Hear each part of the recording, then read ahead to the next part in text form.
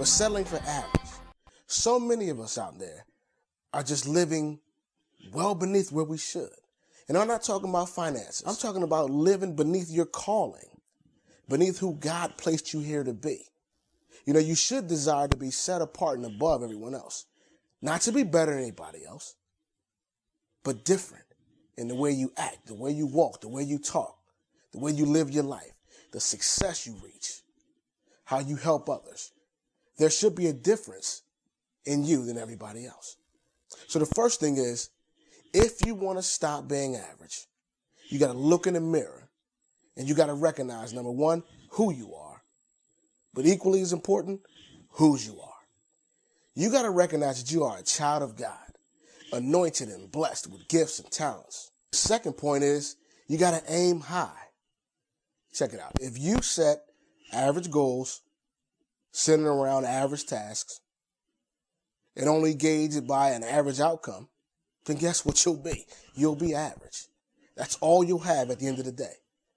And I remember when I was growing up, they had the saying, don't shoot for the stars, aim for the moon, so that if you miss, if you fall short, you'll land amongst the stars.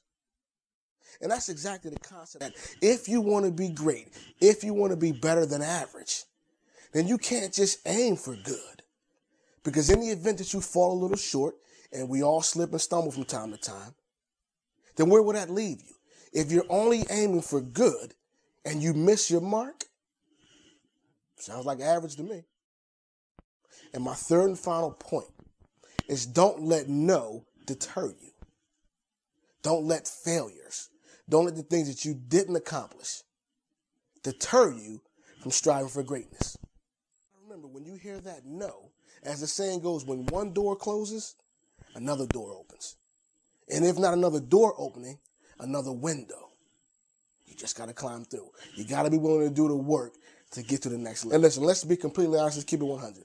There's somebody right now in a relationship with somebody, not equally yoked, the person's not even on your level, settling because you didn't want to be by yourself. There's also others out there that are working jobs that not reaching towards their goal, they're just going through the motion, just collecting a paycheck.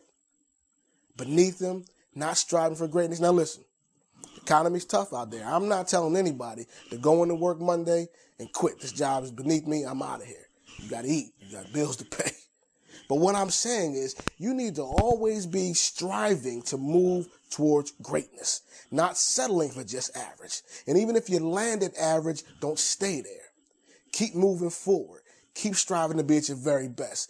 Keep walking in your calling, being who God called you to be, reaching for greatness. There are plenty of us out there that are just settling for average right where we are because we refuse to continue to strive to be great.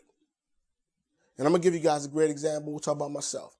I was talking to one of my best friends, my business partner, and I was looking at my high school transcript and my college transcript. And it's like night and day. And I joked with him. I said, man, bro, to be honest, I don't even know how I got to college. My SATs were okay. Maybe that's what carried me. They were all right. They were above average. But my grades, let me tell you exactly how bad it was. I got 4 A's through 4 years of high school. 2 were in gym, and the other 2 were in architectural drawing and technical drawing. You know why? Because then I wanted to be an architect. So I was putting forth the effort. Now, mind you, I was in advanced placement classes. I was in a gifted program. So when I tested in, I gave them insight on how great I could be because I scored very high on the test, high enough to be in those programs, in those classes. But I wasn't carrying it out. I wasn't living the life that I should have been. I wasn't walking in my calling. I wasn't being who God placed me to be. I was accepting mediocrity. If you want to be great, if you want to continue to move forward, live the life that you want to live, walk in your calling and your anointing, and be the very best you can be, you got to recognize who you are and whose you are. You got to aim high, set high goals, and you can't let no deter you from walking in that greatness.